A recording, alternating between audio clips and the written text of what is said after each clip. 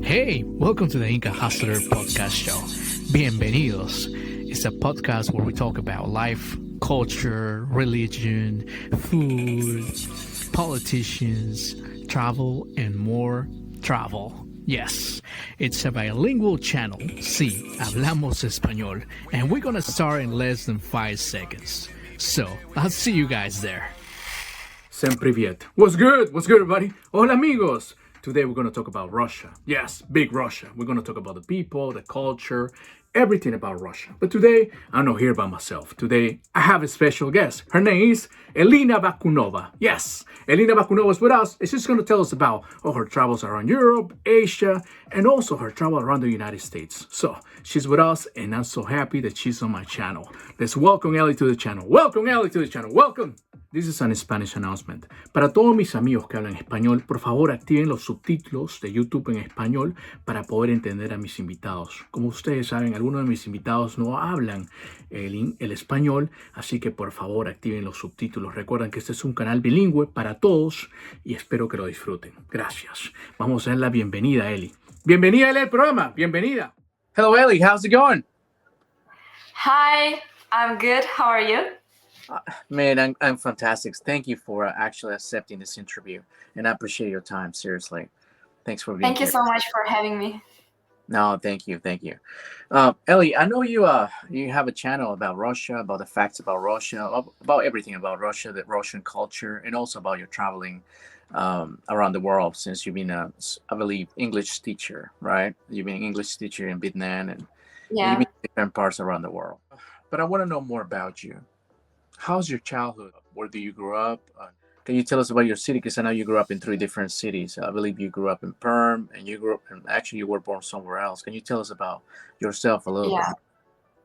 Now I live in Moscow, but it's hard to say that I live only here because now I travel so much in Russia that I only come to Moscow to change my clothes, things, to wash things, and then I leave again. So now I'm like everywhere. But originally I come from a city named Perm. It's in the Ural Mountains. It's quite a big city of Russia, like 1 million people, I think. So quite a big city. But I spent my childhood, as you mentioned, in several towns. It was Perm, but also a very small town named Barda. It's maybe 100 kilometers away from Perm. And also the city Ufa, because my parents were divorced since I was very small. So I spent my time with my dad, with my mom, like in several towns and cities. Overall, Perm, I loved my city, and the town where I spent my childhood was very nice as well. Not so many opportunities or things to do, but still there was a lot of nature. So I spent a lot of time like hiking, skiing, being in the forest, picking up mushrooms, like village life, you know. So you grew up in this small towns, and like you were saying, you were going back and forth since your parents were divorced, right? You were going to 2 different towns. And is there a big difference between these 2 different towns? Yes, because Ufa is the capital of the republic named Bashkortostan in Russia, and Perm is the capital of Perm region. And in Russia, we have 85 regions. So in every region, we have different culture, different language, different people, holidays, traditions. So yes, Bashkortostan is mostly populated with Tatars and Bashkirs. And Perm is like Russian speaking, and also there are Komi or northern ethnicities named Komi Permiki, but mostly Russian speaking people. So yes, there is a huge difference. That's really interesting, because since you mentioned in one of your videos, Russia actually is not a country. Actually, it's a country of a bunch of nations. Russia concentrates a lot of nations on it. You were saying that it's more than 100, actually 119 nations, right, inside Russia. Exactly. Some foreigners have this misconception that in Russia there are only Slavic Russian people, but indeed there are so many ethnicities, who speak different languages, etc. Yeah. So that's why I asked you that question, because, like, since there's two different towns in your town Perm and the other town, I know that probably there's a lot of difference in there. And probably people from other states or from other cities or from other countries, they wouldn't realize that Russia is that big and has so many nations on it. Yeah. Yes, exactly. Even Hmm. during this year, I traveled to different regions, Hmm. and people everywhere are so different and have very specific lifestyle, which is specific to their region. Hmm. Question: when did you start traveling? Actually, I know that you were going back and forth to see your parents, but when do you actually um, get out from that region and went probably to the city, to Moscow, or you went to a different city, big city?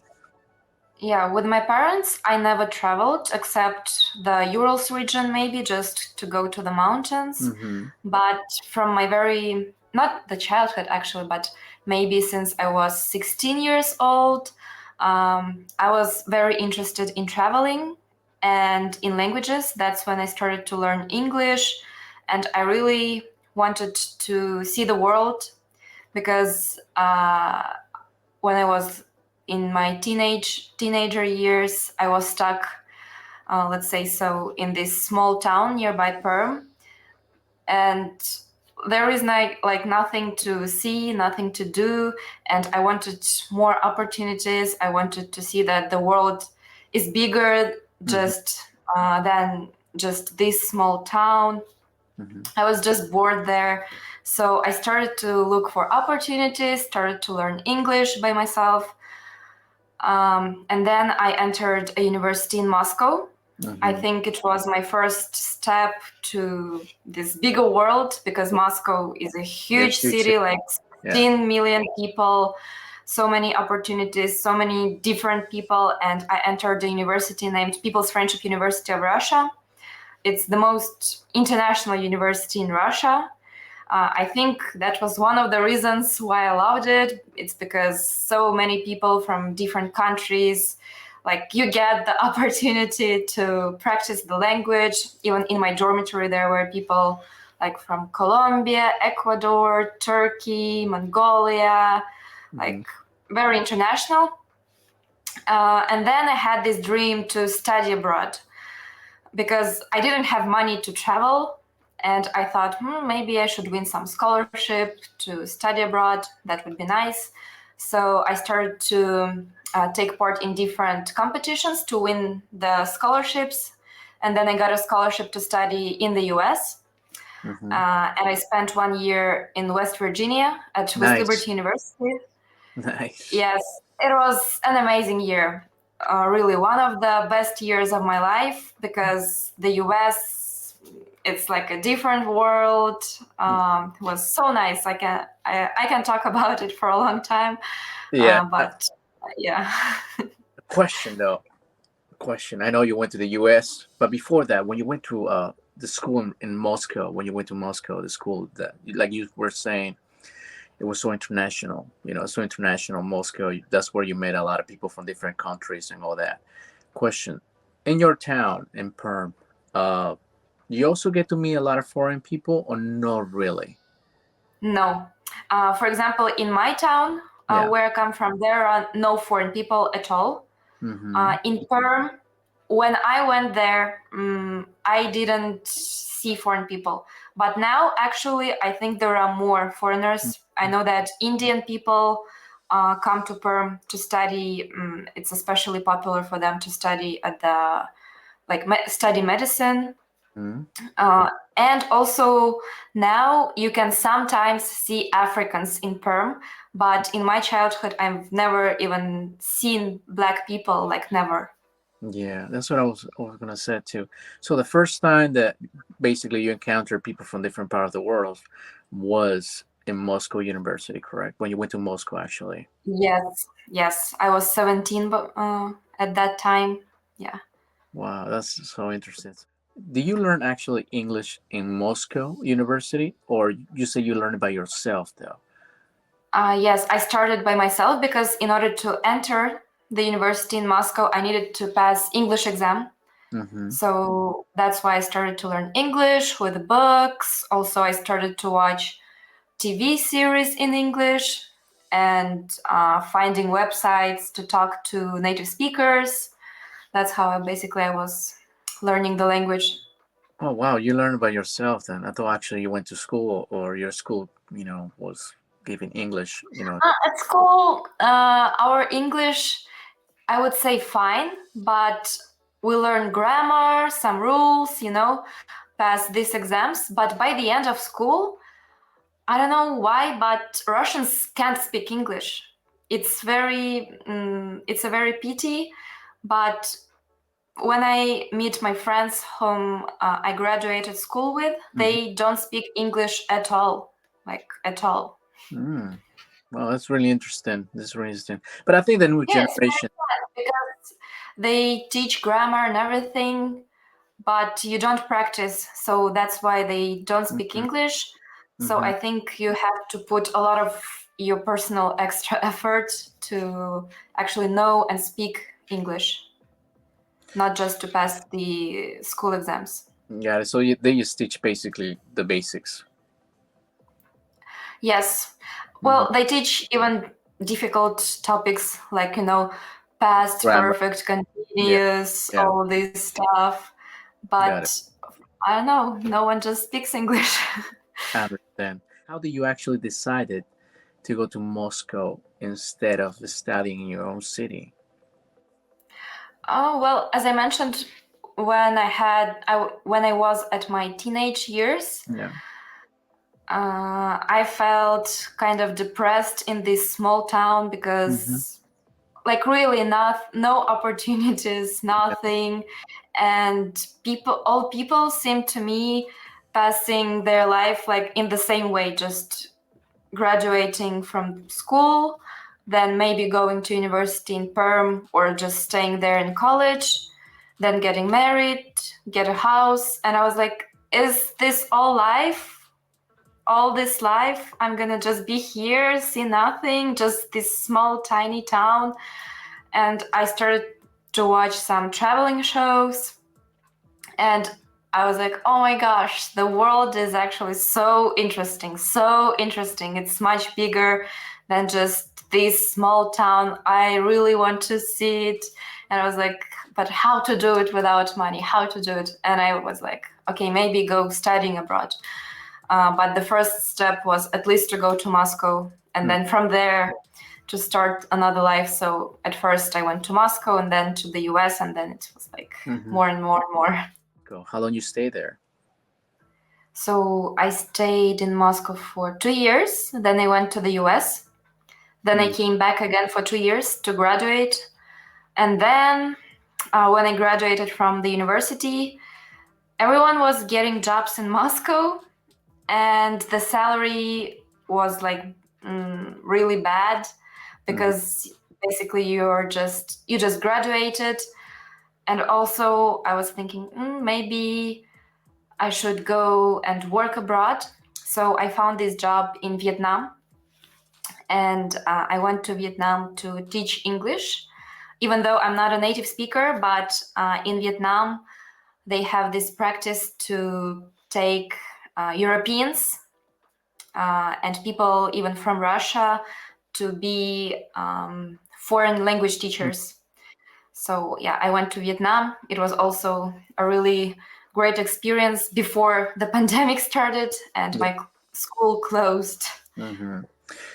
Before that, I know since you were in school in Moscow, I know you were in Moscow going to school, and then from there, you believe you got like a scholarship, right, to go to study into the Mhm. US. So you got a scholarship in order to study in the US. Tell me, when you got the scholarship approved and basically you were about to go to the United States, what did your parents tell you about it? Like your parents told you, "Oh my God, be safe in the United States." I mean, or what ideas do you have before you went to the United States? How do you imagine the United States before you went there? I think my parents were shocked because, this competition was very intense. Maybe thousands of Russians applied for this scholarship because it provided with everything like flight, insurance, visa, all studying, even food, like everything was paid. So many people applied from all over Russia. And I don't know, but I was brave enough to apply as well. And then they did choose me. I was so happy and also shocked. I think for the first 2 days, I couldn't believe this. And I didn't tell my parents that I was applying for it. And the selection process actually lasted for a whole year, because at first it was writing essays, then I had to pass an interview online, then English test, then I think psychology test or something. So it was a whole year. And after this year, when they accepted me, only then I told my parents, like, hey, I'm going to the US. They were shocked, but I would say very, very happy for me. And they knew that I wanted to study abroad, so they were very supportive. They didn't say anything like, oh, no, don't go there. You don't know anyone there. Like, they were very supportive. Wow, that's nice. That's nice. Well, it was really hard in order to get the scholarship. It was Very hard. like you were saying, took a year almost. Because it's the selection like a year. Well, it was actually hard to go into the United States, with that scholarship, since that scholarship basically pays for everything, right? Yeah, because I applied, I remember, in September. Mm-hmm. Then I knew the results in May. Then I had to apply for a visa. So only in July, I knew for 100% that I'm going. And in August, I went to the US. Question: how do you picture yourself, America and the United States, before you went in there? How do you imagine the US? Oh my gosh. When I was applying, I just applied because, it's cool to study in the US. And I saw so many movies about the universities in the USA, and they look all so nice. And I had an image about these universities, like students sitting on this green grass, talking. There's this university, the famous American football, these cool guys and everything.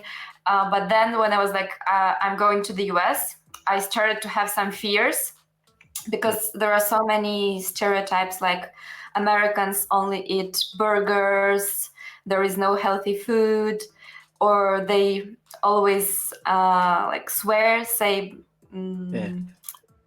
bad words. Yeah. I was like, oh my gosh. But I was like, yeah, but I need to go and see. And when I came, the reality was much better than my expectations. In fact, I don't know, it was, as I mentioned before, one of the best years of my life. Wow. And you got to West Virginia, right? Yes. All the people who were selected for the scholarship, and overall it was 60 Russians. Yeah. Everyone was allocated to different states. Mm-hmm. So according to their faculty and major, and I was allocated to this university in West Virginia. And how was it? Tell us about West Virginia. I loved the university a lot. Mm-hmm. At first, also one of my fears of going there was that I saw that West Liberty, and I was like, population 5,000 people. I was like, what? How 5,000? It's a village? What is it? Even in Russia, in my village, I mentioned there were like 30 or 20,000 people, and it's a village, like village. And I was like, 5,000 people? What? Just several houses? What is it? But then I was looking at the videos of the university. It looked nice. I was like, okay, I'm going anyways. What can happen? In the worst situation, I will just go back. But when I came, it was so cool, because villages, I mean, not villages, but towns with such a small population in the US are very different from Russia. In Russia, if we have like a village, there is really nothing to do. But in the US, it was different. And in this university, there was everything. like swimming pool, gym, so many activities almost every day for students. I was never bored there, and also I got in the track and field team, so I got American friends like very fast in few days since I was in the US. So I had the best experience. Wow, And that's West so Virginia is also so beautiful. It's the state which is fully in Appalachian Mountains. hmm So I went for a run. You're running, there are waterfalls, mountains, like so beautiful. You were also running track field, right? Track and field and cross country. And cross country too, right? Yeah. Wow, that's cool. So you stay in this small town in West Virginia, like you were saying, is which has less than 5,000 people in this town, compared to your city, more than 30,000 people on it. And you were expecting probably something big, something like something like California, basically, is something close to New York City, probably something like that, right? Actually, I was very happy eventually with hmm the university and the place where I was allocated because of this university had everything. I was never bored, even though it seemed like very small town, but so many things to do. And also I got to travel with my track team. We went to many different states to compete. And also on the holidays, I traveled. Overall, I was in 10 states. Yeah. All of them were in the east of the US. And I would like to come back to explore the West now. Nice. So actually, you went to the east too. So what states did you visit? Like, can you tell us about the states that you visit? Like the state that probably caught your attention the most? DC, Pennsylvania, Ohio, Kentucky. Um, I went to New York, Mm-hmm. Florida. Yeah, by the way, when I was in New York City, it was March 2017, I think. Mm-hmm. And all the days when I went there, there was a blizzard named Stella. I don't Stella. know if you remember. Yeah, yeah. You live Stella. in New York, right? Yeah. It was so funny for me because I came to New York and everyone was like, oh no, tomorrow there will be end of the world, blizzard Stella, like big news. Everyone was buying food and saying that tomorrow you will not be able to go outside. I was like, oh my gosh. And this is happening when I came to New York. Everyone buying food, and I used couch surfing website. Do you know? Yeah, couch surfing. Yeah, I the place. stayed with he was Colombian American, I believe. Yeah, yeah. I stayed with this guy in Brooklyn, and he was also buying so much food and saying, oh, we will not be able to go outside. I was like, oh my gosh, what's gonna happen tomorrow? And then the next day I wake up, open the curtains, and there was this much snow, which in Russia is like nothing, really Yeah. nothing. It's like, and he was not panicking, but like, oh my gosh, so much snow, I can't go to work.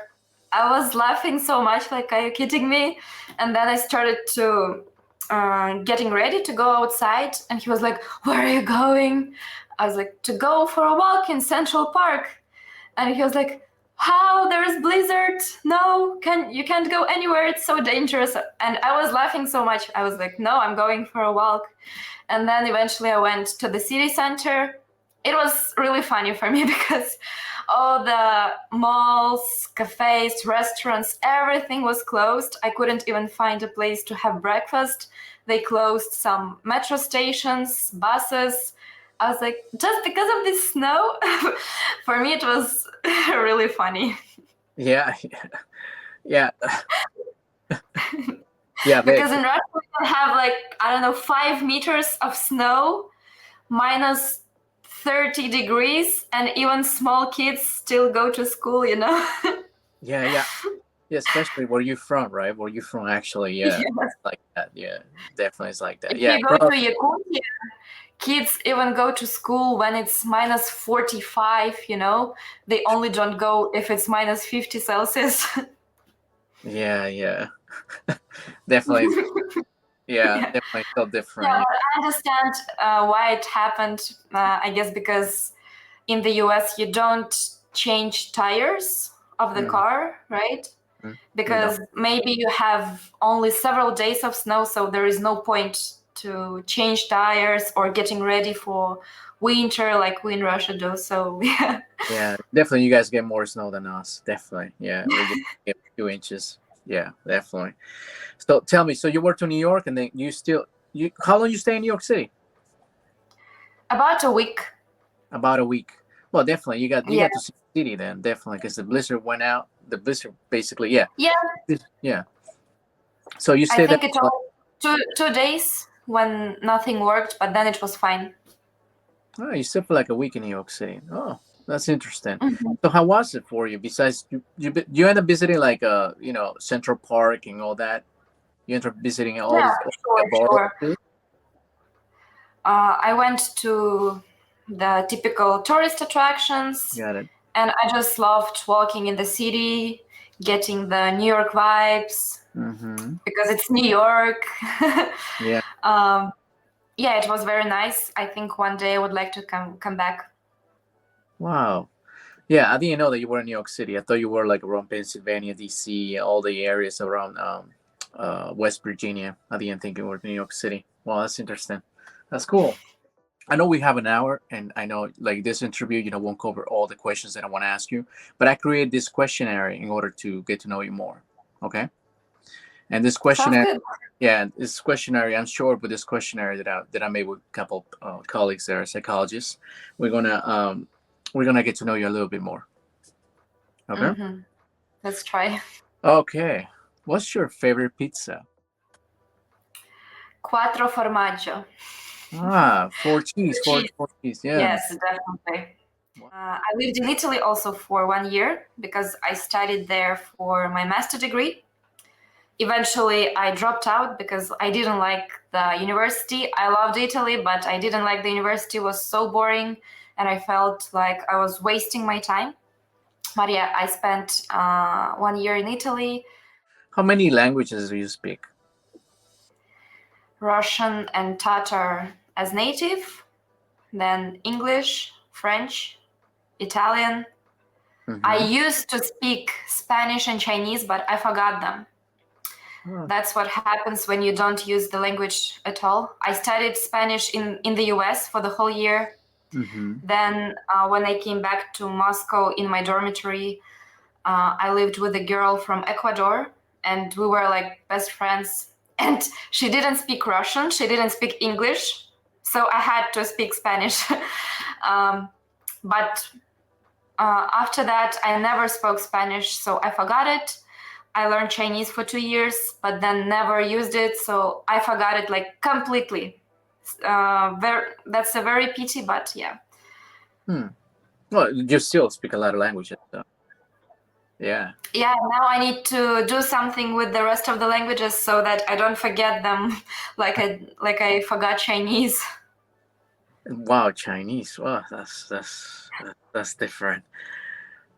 Okay. What about what's your movie or series? What's your favorite movie? No, not favorite, but what's the movie or series that you like? Maybe a year ago, when I lived in Italy, named La Vita è Bella. I think in English it's Life is Beautiful, but sometimes the translation is different. It's about a dad and his son who were took by the Germans to the concentration camp. And it was a very violent environment, and all the kids also were killed there because there was no use of them. But this man, his dad, he created kind of a game for his son. He made his son think that they're playing a game, that he has to be silent, has to hide from the Germans. And his son really was thinking that it was a game. So he created an environment for his son where he wouldn't be scared, where he would even be happy. So this movie is very different because it's like a comedy. Like it has a very unbelievable sense of humor. even though it's a very hard movie to watch, but at the same time, so funny and very touching, and giving you so many things to think about. So yeah, I would definitely recommend this movie.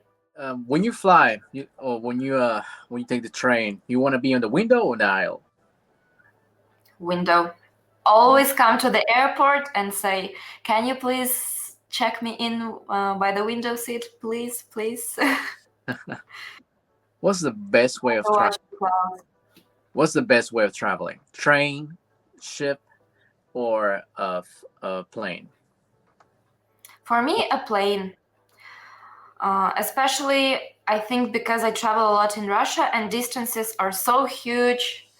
Like if you take a train, you can spend a week there, 5 days, 2 days. Or if you're in a bus, in the car, also takes too much time. So in Russia, I definitely prefer airplane, but sometimes I don't mind train. I like this atmosphere, but not for too long. Some people text me on my channel like, "Ellie, you should take the Trans-Siberian train," Yeah. which is like 7 days in a train. I'm like, no. What's your favorite smell? Your favorite smell? I really like the ground smell after rain. I don't know why. Do you know the smell? Like Yeah. after the rain? Yeah. After the rain. Yeah. What's the app that you use the most? Now I use Duolingo for Italian because I don't want to forget it. So anytime I'm in metro or somewhere in a line, stuck somewhere, just waiting for something, I just open this app and do some exercises. You like books or you like to hear audio? I think books, because I like to pass some evenings with a book. After the book, you go to sleep very easily. I used to listen to audiobooks because it was convenient when, for example, you go for a walk and you can also listen to an audiobook, or, for example, you are doing something, cleaning or some other things at home, and at the same time you can listen to an audiobook. But for some time now, I couldn't find the books that I want to read in audio format, so I'm just reading the books. Do you ever thought about changing your name? Or you always liked your name? Never thought about it. What number are you thinking? Yeah, what number I'm thinking right now? Maybe 10, maybe 1. I don't know. You were close. What was the number? It was 7. What do you think is after this life? I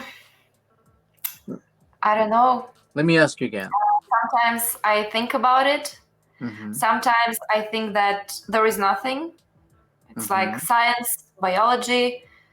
People just die, worms eat them, that's it, like nothing. But sometimes I want to believe that there is something more, because sometimes some unexplainable things happen in life, like dreams or something, like you talk to someone who is dead already, or I don't know, some things like this which you can't explain by science. So sometimes I think that maybe soul goes somewhere else, maybe in another body, or maybe you become an animal, something like this. I understand. If you have to describe your life in only 3 paragraphs or like 3 lines, what would you say about it? I would say different from the life of others, because all my friends or relatives, they stayed at the same place, and I have a completely different life, like always traveling, seeing the world, etc. I would also say very adventurous and challenging, Yeah, because a lot of challenges to achieve my goals or dreams, or simply when you go to different places or move to another country, there are a lot of challenges, but you just accept them for the sake of the adventures. That's pretty, really pretty. Um, I'm sure with these questions you're going to be well known, more known because I know you're well known.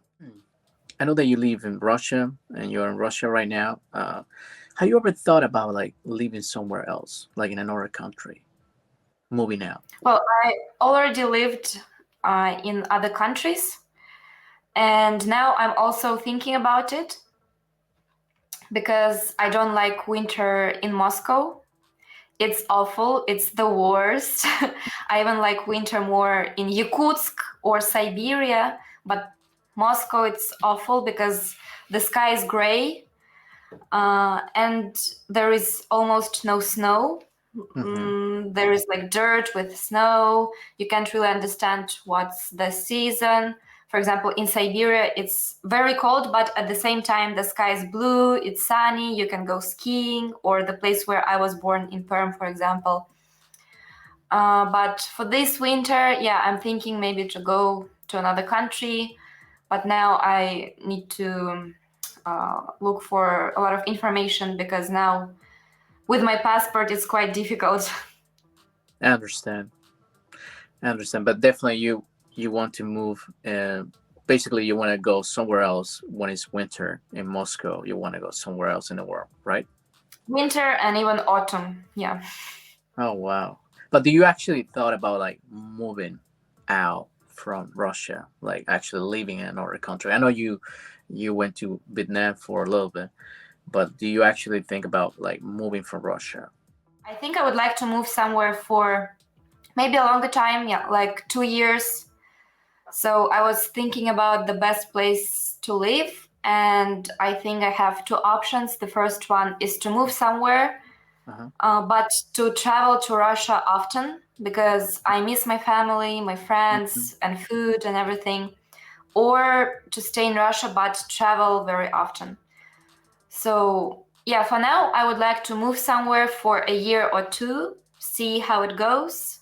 Mhm. Would I like to go back to Russia or stay there? So, yeah, now I would like to try.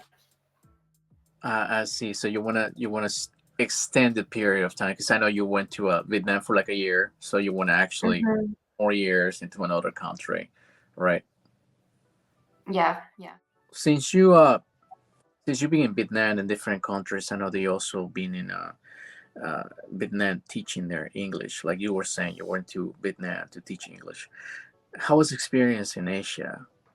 Probably so much different from Russia. Vietnam Yeah. is so different, yeah, in all the aspects. People are different, but at the same time, I didn't have any difficulties with Vietnamese people. They were always very hospitable, understanding, and my colleagues were so nice. Like I come to work and they always bring me some coconut or something. Like so nice, very nice people. And my students, like every day, they were so happy to see me. Like I don't know, they were screaming with happiness all the time. So actually, I loved teaching a lot. Maybe if I didn't have my YouTube channel, I would be a teacher, I think, because every day I just felt the impact that I do, that they learn a new language, that they really like learning and everything. And in Vietnam, I also learned that in Russia, we have such saying that you don't go to another monastery with your own charter. Huh. So it's like when you go to another country, you don't come there with your own rules, you know, that you don't go to another country and you don't say something like, oh, why do you do like this? In my country, it was like this. You just have to merge with the locals, We call accept their culture, accept their traditions, and only if you do that, you will be in a harmony at that place. you can't impose your rules in another country because you're a guest, so you need to accept their culture. It's really interesting what you're saying, because you're saying that basically we have to adopt the new culture once we go to another country, right? Question: when an immigrant or when somebody from a different country goes to Russia, okay, goes to Russia, we encounter, like you were saying, a so different culture. Well, every country has a different culture, but you were saying something in particular with the Russian culture. They are so different, probably from other countries. Like you were talking about in one of your videos about the Russian culture, that men, for example, men are so masculine, that we could say that the men actually carry the women's purse when it's not even heavy. You were saying something like that. Can you tell us more about the men culture, and not just men culture, but the Russian culture in general, to be understand by the eyes of different people from around the world? So when you come to Russia, I think that when you visit your Russian friend, for example, go into his house, the first thing is that you need to take off your shoes. Because, for example, in the US, it was different. And for me, it was a cultural shock. In Russia, if you don't take off your shoes, for example, and just go into someone's house, it's like, whoa, we will think that it's a disrespect and stuff like this. Also, usually when we are guests, we bring something, we say for tea.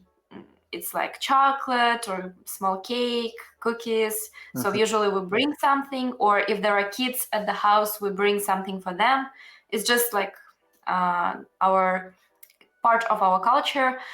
And yes, our men are like love to show that they're so strong and everything. So for foreign people, it might even seem ridiculous. You see, for example, a couple or even just friends, and the guy would be always carrying the bag of the girl, even if it's like this purse. Yes, it's funny, but it's Tiny. yeah, they're like bringing it anyway. And the girls, if they're not familiar with this culture, they might think like, why is he taking it? Or be offended, like I can bring it myself. But it's them showing how they care and that they want to help you. So yeah. I think it's for them to be impolite, right?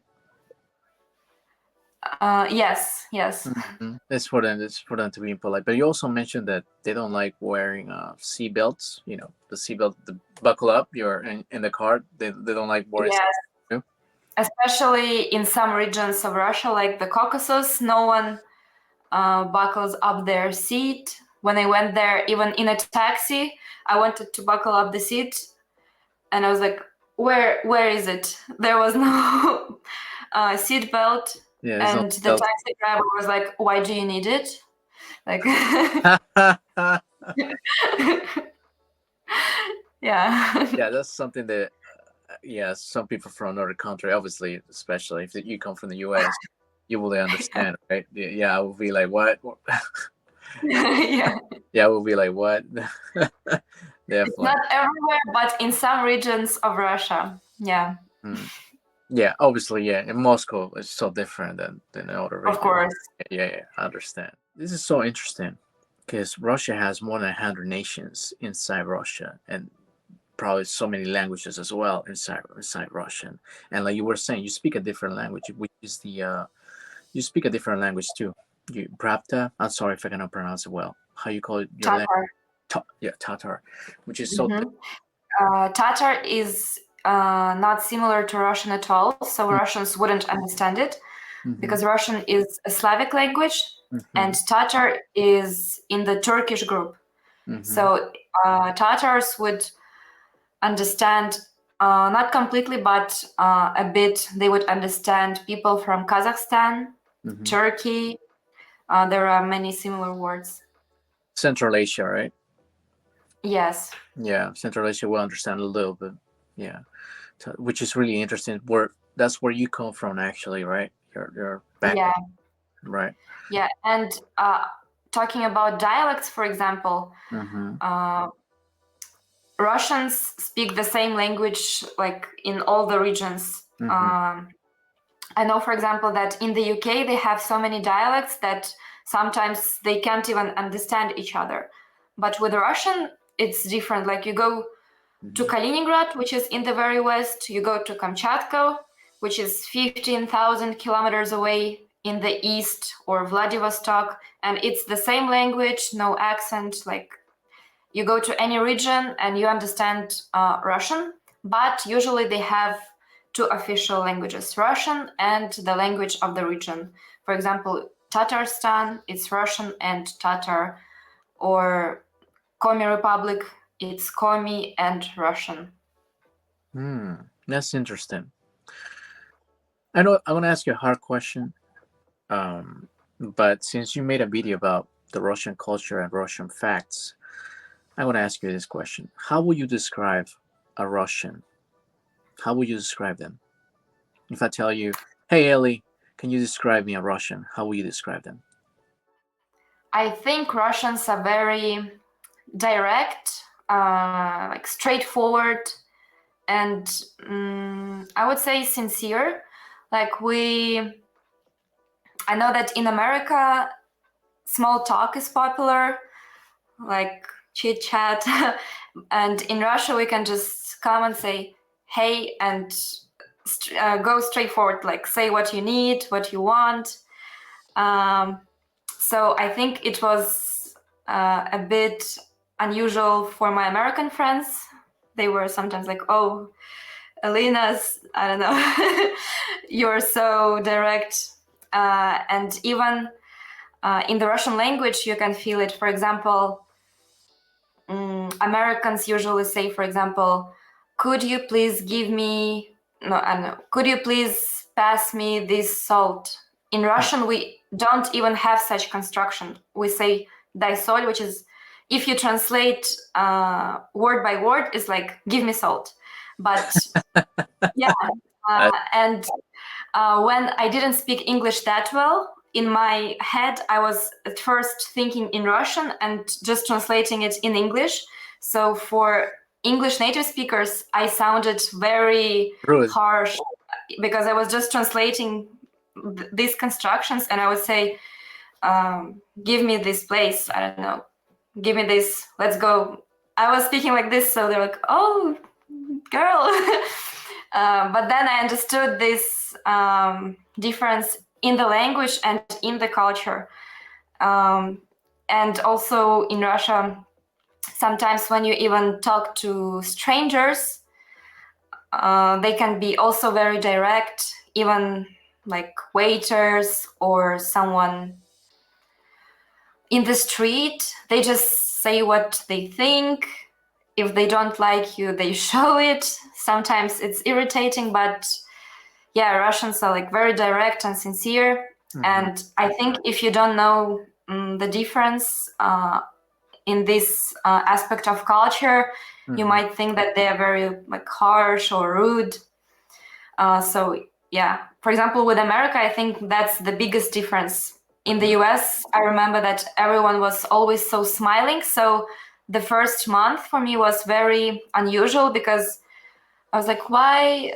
I couldn't understand the real feelings of people. And I was used to that people, if they're angry, they show that they're angry. If they're sad, they show that they're sad. I was like, why is everyone smiling? What's going on? Like, You mentioned something interesting. It's not just about the language. It's about also the culture, the gestures, the expressions, yes. about everything. Learning a new language and actually experiencing a new country is about experiencing the whole thing. Gestures, culture and all that. Embrace everything, right? Exactly. That's very interesting. In any country you go to, and even when you learn a new language, you can understand that particular things about the culture, even through the language. So interesting. So interesting. Do you think that in Russia there is racism? I don't think so. And I even talked about it to my friend from South Africa. I asked him if he experienced something. Like I never noticed it because I don't know. At the university where I was, there were a lot of Africans, and what I saw, everything was normal. But my friend from South Africa told me, and he's been living in Russia for like 12 or even 15 years. He told me that maybe 10 years ago, he experienced racism. For example, in some restaurants, they were just telling him that you can't enter here, and he asked why. And there was no answer, like, you just can't enter here.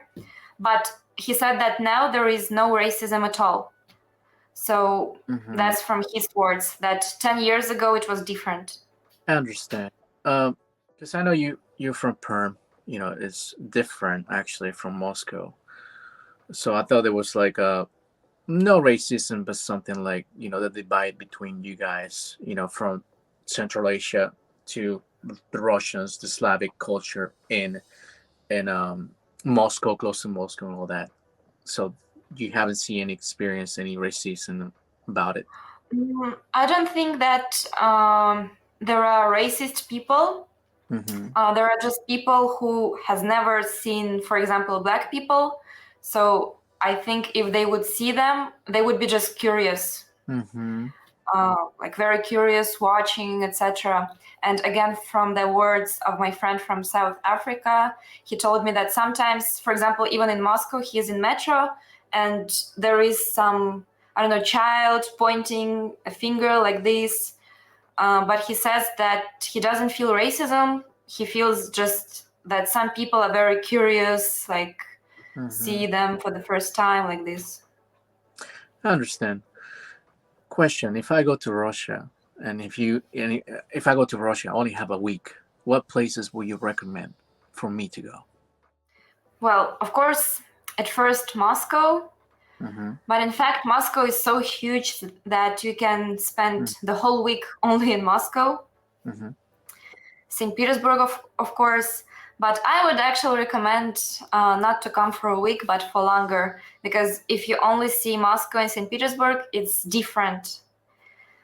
In order to see the real Russia, you need to go to the east as well. For example, the city Irkutsk, where there is the biggest lake, Baikal, and you can ice skate on this biggest lake. Or to go the very far east, like Vladivostok, you will see the Asian Russia. I just came back from Kamchatka, for example, and it's a very different Russia. There are geysers, volcanoes, bears everywhere, so a lot of nature. And of course, if you go to a smaller town, like for example my town Perm, you will also see the real Russia, because Moscow is different from all other cities. When you're away from Russia, what do you actually miss the most about Russia? People and food. I guess with Russian people, it's the mentality that I'm used to, like my best friends and everything. It's very easy for me to be understood and to understand them, my family, of course, and yes, food, especially some dairy products. Like in any country where I live abroad, like Italy, US, or Vietnam, I can never find dairy products like in Russia. We have, for example, beverage named kefir. It's like a salty kind of yogurt texture beverage, or cottage cheese, but in Russia it's also different. So yeah, food as well. How do you actually end up like creating this channel? I was interested in making videos since my very childhood, even when I was maybe 10 years old or 8 years old. I was making videos and editing them. It was an editor that was in every computer, like Movie Maker, very simple one, with these hilarious effects like stars and really weird transitions. But I was making these videos. And then also I wanted to travel. And it was interesting to record everything that I was experiencing, because when you have so many emotions and everything, you just want to share this. So I started to record my travels, making videos. At first, I was making videos about Vietnam and Italy. But then when pandemic started, I started to travel in Russia because there was no option. So that's how I ended up making videos about Russia. And I saw that many people were interested in Russia. I was surprised because for me before, it was like Russia, there is nothing interesting. I mean, for me, it's like everything is ordinary, but I saw that foreign people are so interested. They were interested how everything in Russia is. So I started to make videos about Russia. I'm not saying that I will only have videos about Russia, but I'm quite interested about sharing my culture. So for now, it's like this. And that's why I followed you, and that's why I subscribed to your channel, because I believe it's really interesting, and I believe a lot of Wow. people, yeah, and I believe a lot of people too are noticing that your channel is really interesting. Probably because there was not too many channels about Russia, about the Russian culture. Probably back in the day, we used to have a 2 or 3 channels, and that's it. So, Mhm. so that's why Russia is definitely a place that is still we need to well, there still needs to be exposed to the world, because I believe there's like people that still like have so many stereotypes about Russia. Yeah, I also understood that people didn't know what was the real life in Russia like, so they were interested even in the simplest videos, like what shopping looks like in Russia, what foods we have, what people eat, Hmm. how much it costs to live in Russia. Hmm. Also, I remember I shared a video about the Tatar culture, and many foreigners were like, wow, I didn't know that there were so many nationalities in Russia. So, Hmm. yeah. Yeah, yeah. Russia has. I mean, Russia obviously is. I know it's an immense country, and I know it has so many cultures on it, but we didn't really actually get to see those cultures a lot. We are only by reading. But with a video, with a video actually helps a lot. Like, it's really interesting to watch the culture, especially when you went to the coldest place in Yakutsk, which it was so interesting, really interesting. And watch the whole. Even few Russians get to go to all these places because usually Russians for their vacation just love to go to some warm place. I guess they're tired of winter and everything, so they go to Turkey, Thailand, or to the south of Russia, like Sochi Mhm. city. But usually they don't go to the coldest place, Yeah. like I did Yakutia or some place like this. So sometimes my channel would be interesting even for Russians, even though I don't have that many Russians on my channel. I think maybe less than 2% of my audience is Russian. But when I get some comments in Russian, usually they say, wow, I didn't know that in Russia we have such places. So yeah, even few Russians know that we have so many cool places to visit and all these cultures. Like this winter, I lived with reindeer herders, swam in the Arctic Ocean, went to Yakutia, Manpupunyor, where I drove on a snowmobile for 3 days, like so far from the civilization. And yeah, so many places to discover actually. Yeah. Speaking about those cool places in Russia, what places you want to go this year or probably next year? What places are you wanted to go in Russia? Because I know there's in Russia so many cool places, but what places are those places that you would like to go in the future? Uh, I've never been to Altai region, and it's very scenic mountains. So I would like to go there. And also the region named Buryatia. Mm-hmm. It's very different from the central Russia or places that I got to see because their religion is Buddhism and they have shamans, Oh like wow. very different. Yes, very different. So I would like to see that. And also I would like to go hiking in the mountains there. Like from what I read about it and saw about it, I definitely want to go there to visit. Wow, sounds so cool. Sounds so interesting. Seriously, sounds so cool, man. Yeah. Yeah. And Yakutia also, I went only to Yakutsk and Oymyakon, two places. And Yakutia is the biggest republic of Russia. It's like the size of India. So many places to explore there as well. Yeah. Yeah, Russia's immense. Like definitely, you could definitely make videos about Russia and still be there. Yeah. Ellie, can you tell us where you at? I know you are on YouTube. What else? You're on Instagram.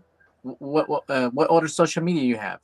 Just YouTube and Instagram actually, So and you're in, Telegram channel. you're in, then you're on YouTube, Instagram, and Telegram, right? Telegram channel. Yeah. Telegram. I write some things there, and Russians really love to write like long text. So many people have these Telegram channels. Even if you open Instagram, you will see that foreign people usually just post a picture and like one line Or 2 lines. description. Yeah, description box. And Russians like this text. That's why we have Telegram channels, because Instagram post isn't enough to write everything. I understand. So you're on YouTube, you're on YouTube, Instagram, and Telegram, right? Exactly. Okay, so your social media is gonna be down the bottom, so everybody can follow you as well. Yeah. Before we leave, this channel is about traveling, and that's why I follow you too. Tell me, if you were just in Russia and you didn't go nowhere, I know you've been around the world, but if you didn't go nowhere, how do you think traveling changed your life?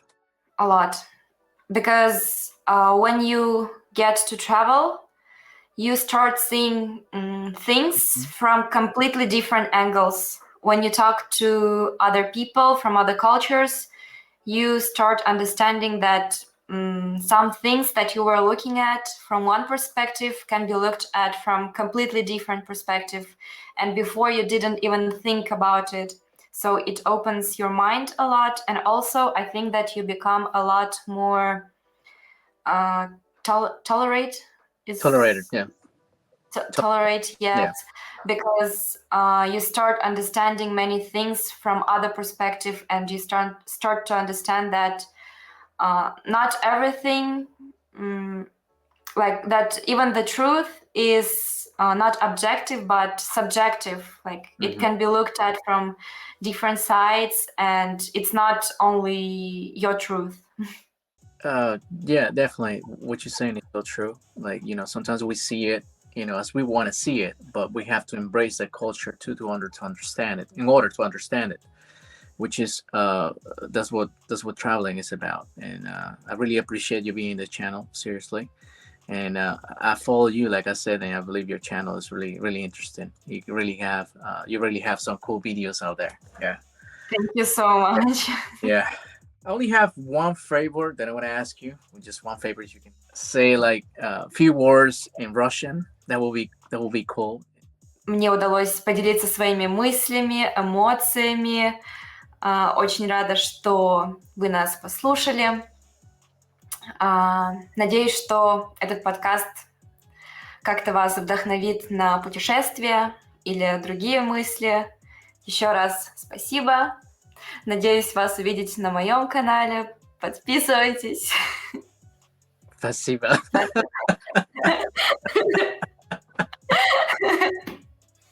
Basically, I said, like, thank you so much for listening to the podcast, to my thoughts. I hope it inspired you. And I would be happy to see you on my channel. No, thank you. Like, seriously. But before that, because I know Russian is the main language talking, but okay, so you also speak Tatar, right? And can you Yes. Can you teach us like 2 words in Tatar? Like, how you say thank you in Tatar? Rahmat. Rahmat. Rahmat is thank you. Oh, that's cool. I like it. It's not that hard for me. It's probably because I know Spanish. So Rahmat. Rahmat. Okay. And to say hi, for example, you say salam. Oh, salam. Oh, yeah. It was Salam. interesting because you say that The Tatar actually comes from the Turkish Turkey. part, Turkish Yes. culture, right? Yeah, which is really interesting. It's so interesting. Definitely, we can extend the podcast for like 3 hours of talking about Russia. Like, seriously. Like, no, I know you don't have that much time, but I really appreciate your time because I know Russia is so interesting country, and it's like big, immense, and has so many nations inside. And I believe that there are so many actually stereotypes about Russia, so many stereotypes of Russia, and like, people sometimes think the Russians, are so tough, and like the Russian people, are like stubborn. That's how we perceive Russia from a different country, not just in American, not just in the United States, but also in Latin America. We perceive Russia as like people, really tough and stubborn and really Yeah, disciplined. even I traveled so much in Russia, but I still have so many places and ethnicities and regions to discover. Yeah, the more I travel, the more I fill up my list with places that I need to go to. Yeah, Yeah, yeah. a lot. And there's so much to see in Russia. There's so much to see in there. Yeah. Like you were saying, that you're going to you want to go to this town that I cannot pronounce, but you're going to see shamans and probably have Yeah, more Asian culture in there, right? Than in, exactly. So yeah, different. So I would like to see what's there. yeah, definitely. Russia, I mean, has so much to offer. Now, and definitely, I got to go there. I've never been to Russia. I've been to so many countries, but I've never been in Russia, and I would like to go to Russia. You Probably, should definitely visit one day. So if you come, just text me and I will text you all the recommendations, places to go, etc. but I will make you. If I go there, I will make you take the train, though, the Siberian train to go to the whole. I will make you do that. Definitely, I will. Thank you so much for being in my channel. Seriously, thank you so much. Appreciate your time, and I believe your channel is really interesting, and that's why so many people follow you. Yes, and thank you so much as well. I was very happy to share my thoughts, and I hope maybe this podcast will inspire someone to travel. You're also doing a very great job to inspire people to travel, so thank you. No, thank you. Any words that you want to say before we leave? Just thanks a lot for listening to my thoughts and to our podcast. But thank you, seriously. Thank you. Thank you. Спасибо. Спасибо.